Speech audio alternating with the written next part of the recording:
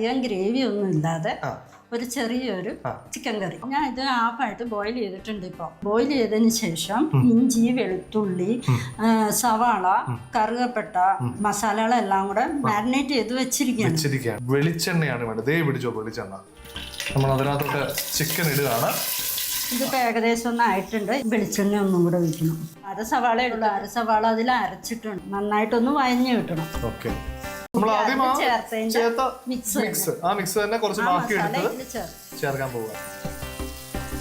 മിക്സിന്റെ ഒരു പച്ചമണം മാറണ വരെ ഇളക്കിക്കൊണ്ടിരിക്കും. അരിപ്പൊടി, മഞ്ഞപ്പൊടി കുറച്ചുകൂടി വെളിച്ചെണ്ണ വേണം. അപ്പൊ നമ്മൾ മുമ്പ് ചിക്കൻ ഒന്ന് പച്ച വെളിച്ചെണ്ണയിൽ ഒന്ന് ബോയിൽ ചെയ്തെടുത്ത ചിക്കൻ ഇതിനകത്തോട്ട് ഇടാൻ പോവാം. സവാള, പച്ചമുളക്, ഓക്കെ, കറിവേപ്പില, ആവശ്യത്തിന് ഉപ്പ്.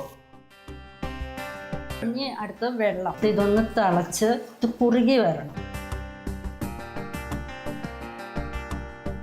കിടിലൻ ചിക്കൻ കറി